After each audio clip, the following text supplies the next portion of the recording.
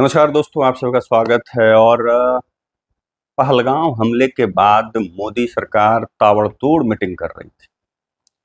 लग रहा था कि आज पता नहीं, आज रात में हो जाएगा, कल कुछ हो जाएगा, परसों कुछ हो जाएगा। एक से एक बैठकें हो रही थी, ताबड़तोड़ बैठकें हो रही थी। लेकिन कुछ निर्णय भी लिए गए, जैसे सिंधु जल समझौता को रद्द करने के निर्णय लिए गए। और भी चीज़ों, जैसे यहाँ से सारे पाकिस्तान के जो लोग रहे उनको बाहर करने के निर्णय लिए गए। लगभग 8 से 9 निर्णय लिए गए, जिससे लग रहा था कि बहुत एग्रेसिव दिख रही है सरकार। इस बार तो आर-पार के मूड में दिखाई पड़ रही है। ये मैं भी समझता हूँ कि सरकार की जो है मजबूरियाँ भी कुछ होंगी, क्योंकि अचानक से यूँ उठे और जाकर करके हमला नहीं कर देंगे। ये समझना होगा हम लोगों को भी कि अगर आप आसपास में, घर के आसपास भी किसी से झगड़े होते हैं, तो ये नहीं कि उठ करके आप जाइएगा, कुछ बातों के लिए तनातनी हो गई, लड़ाई हो गई, कुछ भी हो गया तो आप तुरंत जाकर करके मारपीट कर लीजिएगा। नहीं, तो यहाँ तो देश की बात है, यहाँ पे पूरा विश्व की बात आ जाती है कि भाई देखना होगा कि कौन किसके साथ भी है। बहुत सारी रणनीति और कूटनीति को देखते हुए कोई निर्णय लेना होगा। लेकिन हाँ, जो हम लोग पहलगाम हमले के बाद एक उम्मीद करके भारत की जनता प्रधानमंत्री की ओर जो जिस निगाहों, मैंने उम्मीद भरी निगाहों से देख रही थी, कहीं ना कहीं वो उम्मीद अब खुद खत्म होती नजर आ रही है। अब ये अलग बात है कि हम, मतलब कुछ लोग जो बीजेपी के, जिसको कि लोग अंध वक्त की संज्ञा दिए हैं, टैग दिया है, वो कहीं ना कहीं सही साबित होता है कि ये अभी क्या था कि जो उधर हम लोग का ध्यान था, अचानक से मोदी गवर्नमेंट का एक फैसला आता है जातीय गणना की। मतलब ये समझ में नहीं आ रहा है कि भारत पाकिस्तान पर हमला करना है तो यहाँ पे गिनती करवानी है। मतलब हमले के बाद सभी लोगों को गिना जाएगा कि हाँ कितना कम हो गया, कितना ज्यादा है, कौन बच गया, कौन नहीं बच गया, क्या ये समझ से बाहर है। क्या यहाँ से इसी जातीय जनगणना वाला बम फेंका जाएगा कि हाँ आज लो भाई, बावन का बम फेंक दिया, कल यादव का बम फेंक दिया, परसों ब्राह्मण का बम फेंक दिया, परसों राजपूत का बम फेंक दिया, ऐसे ही करना है क्या? ये थोड़ा सा समझ में नहीं। लेकिन हाँ, ये भी कहें कि ये है राजनीतिक चुनाव जीतने का, क्योंकि आसपास चुनाव भी है तो वो भी देखना है भाई, इस वजह से ये निर्णय है। लेकिन अब क्या है, जो अंधभक्त है इसके फायदे बना रहे हैं कि भाई इससे पता चल जाएगा लोगों को कि कौन पाकिस्तान का यहाँ रह रहा है। जातीय गणना में पाकिस्तान के लोग पकड़े जाएंगे कैसे? वो तो एनआरसी होगा, सीए होगा, तभी जाकर के पकड़े जाएंगे कि उनको कागज दिखाने होंगे। जातीय गणना में कागज कहाँ दिखाना पड़ता है भाई मेरे? तो ये कौन सा लॉजिक है जो अंधभक्त दे रहे हैं कि इसके फायदे दिखा रहे हैं, गिना रहे हैं कि ये मास्टर स्ट्रोक है? मुझे समझ में नहीं आ रहा है। इतना भी ना, मैं तो कहता हूं कि अंध विरोधी होइए और ना ही अंधभक्त होइए। एक न्यूट्रल रख करके सोचना होगा, ये सोचना होगा। अभी जैसे क्या हुआ, एक निर्णय और मोदी गवर्नमेंट ने लिया, जहां 48 घंटे का वक्त दिया सभी को खाली करने का, उसकी जो है समय अवधि बढ़ा दी गई। चलो मान लेता हूं, क्योंकि अभी क्या है ना, पूरे देश में, ये सिर्फ पंजाब, दिल्ली और गुजरात की बात नहीं है जो आप लोग देख रहे हैं या हम लोग देख रहे हैं। पूरे देश में बांग्लादेश और पाकिस्तान से आए हुए लोग बसे हुए हैं। इन दोनों देशों से, ये यहाँ भारत के हर शहर में मुसलमान आकर के बस गए हैं। और ये तो ताज्जुब, इसमें ये नहीं सोचिए ना कि हम लोग कितने बड़ा, मतलब इस देश में कितना बड़ा ये एक साजिश के तहत हो रहा था। जो एक वीडियो आप लोगों ने देखा होगा सोशल मीडिया पे, कि एक लड़का कह रहा है कि हम यहाँ पे आए थे और 25 साल से वो, मतलब यहाँ रह रहे हैं और वोट भी कर रहा है, वो पाकिस्तान का, लेकिन वोट कर रहा है यहाँ पे सरकार चुनने के लिए। उस तरह से यहाँ पे आप सोचे कि मतलब सिर्फ 80,000 पंजाब में अभी जो है चिन्हित किए गए, 5,000 दिल्ली में चिन्हित कर गए, 25-25 साल शादी हो गई महिलाओं की। वो वीजा के लिए अप्लाई, सॉरी माफ कीजिएगा, नागरिकता के लिए अप्लाई भी नहीं कर रहा पाकिस्तान में, और यहाँ पे वो रह रहे हैं, उनके बच्चे यहाँ पे पैदा हो रहे हैं, यहाँ की सारी फैसिलिटी ले रहे हैं, और उनका नागरिकता वहाँ का है, लेकिन फैसिलिटी यहाँ पे ले रहे हैं। बड़ा पाल पोस करके लड़ने के लिए उधर से भेज दिया जाता, चलो फिर उधर से हमला करना। ये बड़ा, मतलब सोचिए ना कि कितना ये भयावह और कितना बड़ा षड्यंत्र है, और इतने सालों से हो रहा है, और किसी भी सरकार ने इस पर कुछ नहीं किया। क्या कभी इस पर कोई विचार भी नहीं किया?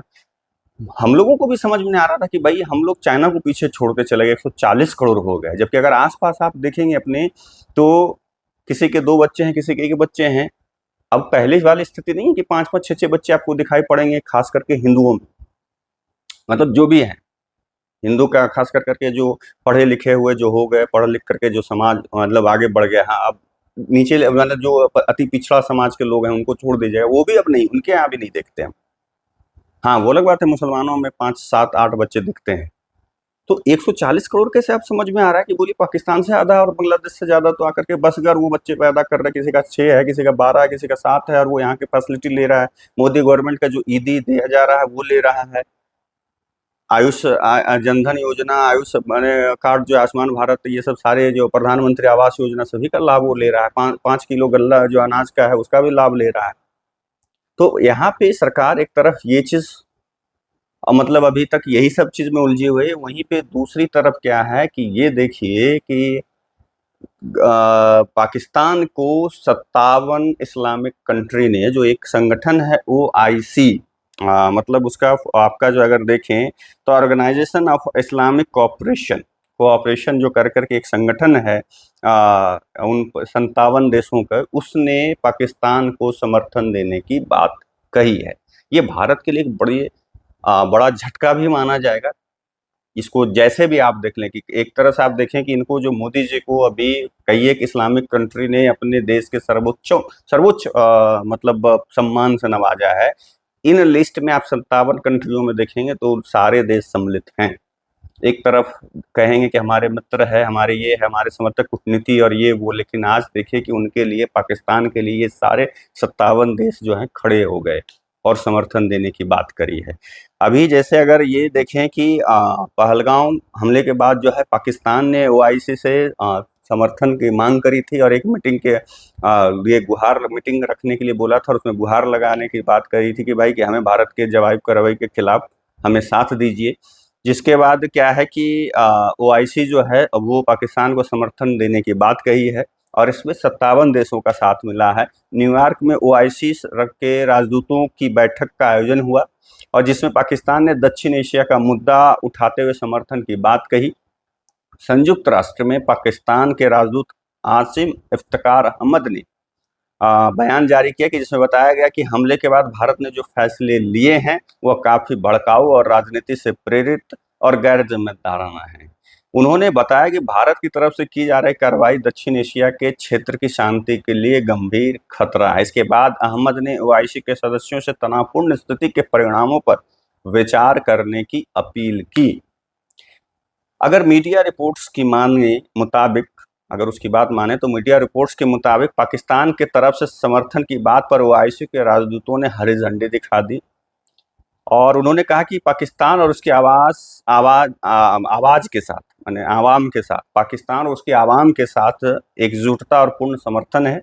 इसके अलावा राजदूतों ने बातचीत से तनाव कम करने की अपील की और संयुक्त राष्ट्र सुरक्षा परिषद और OIC के प्रस्तावों के आधार पर कश्मीर के मुद्दे पर समाधान की बात कही, अगर मीडिया रिपोर्ट्स की बात माने तो। अब ये OIC में जो ये संगठन है, इसमें कौन कौन से किस देश शामिल हैं वो भी नाम सुन लीजिएगा, और आप बड़ा आश्चर्य में पड़ जाइएगा कि एक तरफ ये लोग भारत के दोस्त भी बताते हैं हर समय, मतलब मोदी जी का लगभग 10-12, मतलब अगर बीजेपी वाले प्रवक्ताओं से पूछेगा तो 10 से 12 कंट्री का नाम गिनाएंगे कि उनको ये मुस्लिम कंट्री ने सर्वोच्च सम्मान से नवाजा है वहाँ। लेकिन अब देखिए OIC में कौन कौन है। अफगानिस्तान, भारत ने उसके डेवलपमेंट के लिए क्या नहीं किया। आज भी अफगानिस्तान के बहुत सारे लोग यूट्यूबर्स और इन्फ्लुएंसर हैं, वीडियो बना बना करके लाखों छाप रहे हैं, करोड़ों छाप रहे हैं। Albania, Azerbaijan, Bahrain, Bangladesh, Benin, संयुक्त अरब अमीरात, महत्वपूर्ण दोस्त है मोदी जी का। Brunei Darussalam, Burkina Faso, Algeria, Djibouti, Chad, Indonesia, Morocco, Cote d'Ivoire, फिलिस्तीन, यही फिलिस्तीन जिसके लिए समर्थन देने की बात यहाँ लोग करते हैं, वही फिलिस्तीन जिसके लिए लोग यहाँ पे, याद है ना वो प्रियंका गांधी एक हैंडबैग लेकर के चलती थी फिलिस्तीन के समर्थन में, वही फिलिस्तीन। Gabon, Gambia, Guinea Bissau, Guyana, Guyana, Iraq, Iran, Cameroon, Qatar भी, Kazakhstan, Kyrgyzstan, Comoros, Kuwait, Libya, Lebanon, Maldives भी कुछ दिन पहले आंखें दिखाई थी, फिर आकर के रास्ता, क्योंकि यहाँ के बहुत सारे सपोर्ट से मालदीव का सब कुछ चल रहा था, और वो भी देखिए उसने समर्थन पाकिस्तान को दिया है। अफगानिस्तान, मालदीव, संयुक्त अरब अमीरात, ये सब, कतर, ये सब जिसको कि दोस्त बताते आए हैं मोदी जी पिछले 11 सालों से, वो सभी पाकिस्तान के समर्थन में। मलेशिया, माली, मिस्र, Mauritania, Mozambique, Niger, Nigeria, Uzbekistan, Pakistan, Senegal, Sierra Leone, Somali, Sudan, Suriname, Syria, Saudi अरब जिसको कि भारत के प्रधानमंत्री हमेशा जाते रहते हैं। अभी कुछ दिन पहले भी जब पहलगाम हमला हुआ था तो वहीं गए हुए थे दौरे पर, और उसको मतलब अहम दोस्त बताते हैं। वहाँ की सर्वोच्च नागरिकता से मतलब इनको सम्मान से नवाजा गया है। लेकिन देखिए वो भी पाकिस्तान के तरफ खड़ा है। उसके बाद आगे है ताजिकिस्तान, टोगो, ट्यूनीशिया, तुर्की, वो तो ऑलरेडी शायद विमान भी भेज चुका है। तुर्कमेनिस्तान, युगांडा, ओमान, जॉर्डन और यमन शामिल हैं। इसमें कितने कंट्रीज उनको जो है मोदी जी को सर्वोच्च नागरिकता सम्मान वहाँ का मिला है। खुश हो रहे थे भारतीय जनता पार्टी के प्रवक्ता और भारतीय जनता पार्टी के नेता। और एक तरफ कुछ जो फिलिस्तीन के समर्थन में विपक्ष लोग भी जो, और जय फिलिस्तीन का यही ओवैसी ने लगाया था नारा, आज वो पाकिस्तान के तरफ खड़े हैं। क्या ओवैसी अभी भी जय फिलिस्तीन कहेगा? जैसे अभी तो जिस तरीके से ओवैसी ने बयान दिया पाकिस्तान के खिलाफ, बड़ा काबिल तारीफ है। मैं कांग्रेसियों से बेहतर ही बता रहा हूँ, जो अभी स्टैंड होना चाहिए अभी यहाँ पे लोगों का, उस हिसाब से ओवैसी ने बयान दिया। क्या ओवैसी अभी इस फिलिस्तीन के खिलाफ भी बोले? ये सवाल बनता है।